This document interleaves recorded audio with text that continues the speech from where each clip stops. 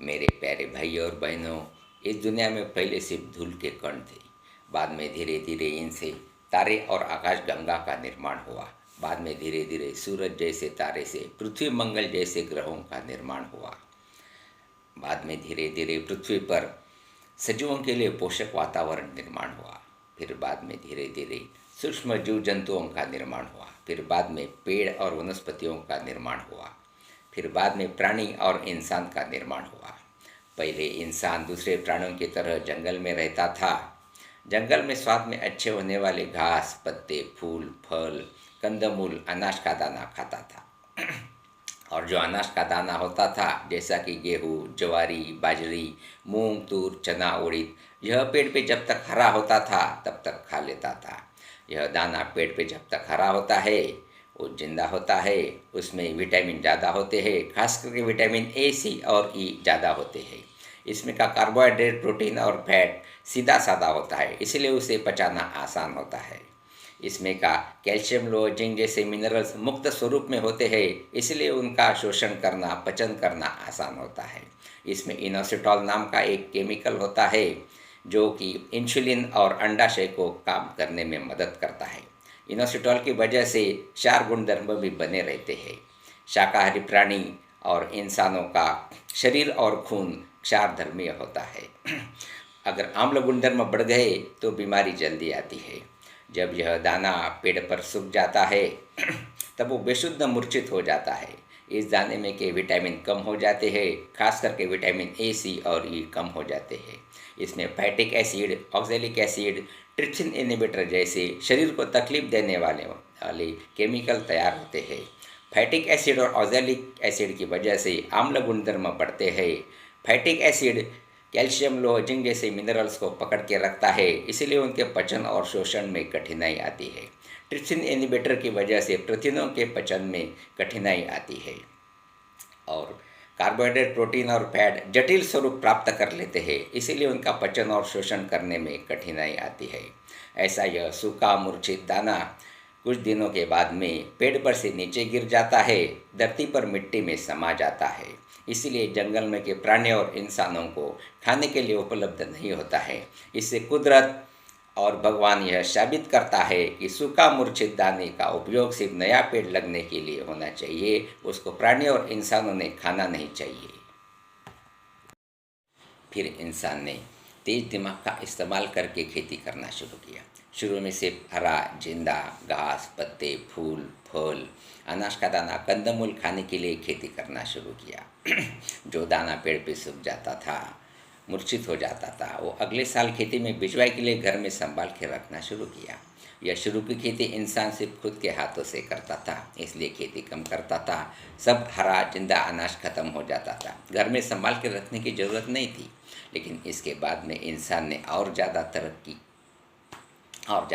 की और खेती में काम करने के लिए प्राणियों को पालना और इस्तेमाल करना शुरू किया। इसकी वजह से खेती ज़्यादा करने लगा, फिर अनाज ज़्यादा होने लगा। यह अनाज पेड़ पे हरा और जिंदा सिर्फ 20 या 30 दिनों तक ही रहता है। इतने 20 या 30 दिनों के अंदर इसको खा लेना संभव नहीं है, इसलिए सूखा मूर्छित दाना ज़्यादा होने लगा। इसलिए इंसान ने उसको घर में संभाल के रखना शुरू किया। इसमें का कुछ दाना अगले साल खेती में बिजवाई के लिए इस्तेमाल करने के बाद में काफ़ी ज़्यादा मात्रा में बचने लगा। फिर इंसान सोचने लगा, इस दाने का मैं क्या करूं? इसका कोई विकल्प नहीं आ रहा था, इसलिए इंसान ने उसको खाना शुरू कर दिया। लेकिन ये स्वाद में अच्छा नहीं होता है, इसलिए इंसान ने खाना पकाना शुरू कर दिया, नमक मसाला का इस्तेमाल शुरू किया। लेकिन यह सूखा मूर्छित अखंड अनाज पकने को ज़्यादा वक्त लगता है, इसलिए इंसान ने उससे दाल और आटा बनाया। यह दाल और आटा जल्दी पक जाता है। सूखा मूर्छित अखंड अनाज पानी में भीगने के बाद में जिंदा हो सकता है, लेकिन दाल और आटा पानी में भीगने के बाद में जिंदा नहीं हो सकता है, इसलिए वो मरा हुआ होता है। इस तरह से इंसान ने ज़्यादा तरक्की करने की वजह से दाल और आटे के रूप में मरा हुआ अनाज शुरू कर दिया। ज़्यादा खेती करने की वजह से गन्ना भी ज़्यादा होने लगा। इतना सारा गन्ना खाया नहीं जाता था, खराब हो जाता था, फेंकना पड़ता था। फिर इंसान ने तेज दिमाग का इस्तेमाल करके गन्ने के रस को 4 घंटे तक गर्म करके गुड़ बनाया। गन्ने में के बहुत सारे विटामिन जलाकर नष्ट करना शुरू कर दिया। जब बारिश कम होती थी, सूखा पड़ता था या आपातकाल स्थिति में कुछ खाने को नहीं मिलता था, तब मजबूरी में इंसान यह गुड़ खा लेता था। आज की तरह हमेशा के लिए रोज़ाना की ज़रूरत समझकर नहीं खाता था।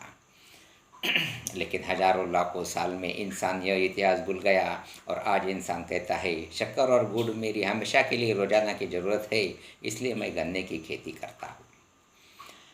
हजारों लाखों साल पहले जब इंसान जंगल में रहता था, तब दूसरे प्राणियों की तरह माँ का दूध बंद होने के बाद में दूध को भूल जाता था। यह कुदरत का, भगवान का कानून है, इसका पालन इंसान करता था।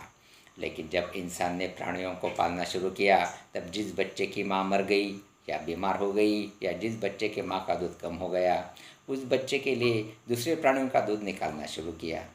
बच्चे ने पीने के बाद में अगर बच गया तो बड़े लोगों ने पी के देखा, अच्छा लगा, इसलिए और ज़्यादा दूध निकालना शुरू किया। और ज़्यादा दूध निकाला, इसलिए घी और अन्य पदार्थ तैयार करके खाना शुरू किया। इस तरह इंसान ने कुदरत का, भगवान का और एक कानून तोड़ दिया। जब गलती से तिल, मूंगफली, नारियल में से तेल बाहर निकल आता था, तब इंसान ने उस तेल का इस्तेमाल दाल और आटा बर्तन को चिपकना नहीं चाहिए इसलिए शुरू किया। फिर बाद में इंसान के समझ में आया, तेल के इस्तेमाल से भोजन का स्वाद बढ़ता है, सूखा अनाज ज़्यादा दिन तक अच्छा रहता है, इसलिए इंसान ने तेल का इस्तेमाल ज़्यादा शुरू कर दिया।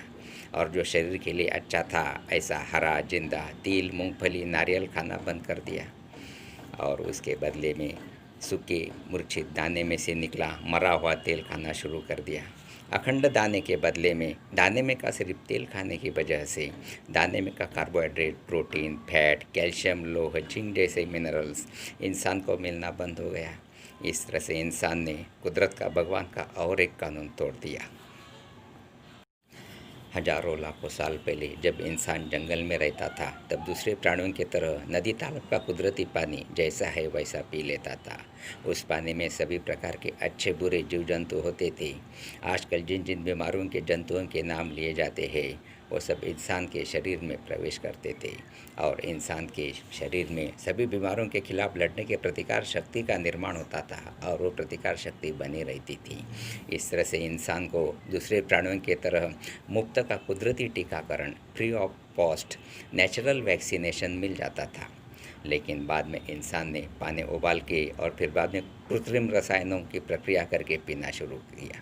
इसलिए इंसान के शरीर में अच्छे और बुरे जीव जंतुओं का जाना बंद हो गया। इसलिए इंसान के शरीर में बीमारियों के खिलाफ लड़ने की प्रतिकार शक्ति का निर्माण होना बंद हो गया। इसलिए इंसान को बीमारियां होने लगी। बहुत ज़्यादा तरक्की करने के बाद में यह बात इंसान की समझ में आई। फिर इंसान ने और ज़्यादा तरक्की करके बीमारियों के जंतुओं का इस्तेमाल करके कृत्रिम टीके, आर्टिफिशियल वैक्सीनेशंस का निर्माण किया, जिन्हें खरीदना पड़ता है। इस तरह से इंसान ने कुदरत के, भगवान के बहुत सारे नियम तोड़ दिए। इसीलिए कुदरत ने दंड शासन करने के लिए इंसान की तबीयत बिगाड़ना शुरू किया और इसीलिए इंसानी समाज में वैद्य डॉक्टर की ज़रूरत का निर्माण हुआ और इस तरह से वैद्य डॉक्टर का जन्म हो गया। मुझे लगता है अगर इन 5 गलतियों में बदलाव किया जाए तो इंसान की तबीयत बिगाड़ना बंद हो सकता है या कम हो सकता है। यह 5 गलतियाँ करते रहने से तबीयत बिगड़ने के बाद में अगर इन 5 गलतियों में बदलाव किया जाए तो इंसान बिना दवा का या फिर बहुत ही कम दवा में अच्छा हो सकता है, ऐसा मुझे लगता है। दुनिया के सभी इंसानों का भला होने के लिए कृपया मेरे इस वीडियो को और मेरे सिटी कोडी नाम के यूट्यूब चैनल को कृपया फॉरवर्ड करो और सब्सक्राइब करो। धन्यवाद।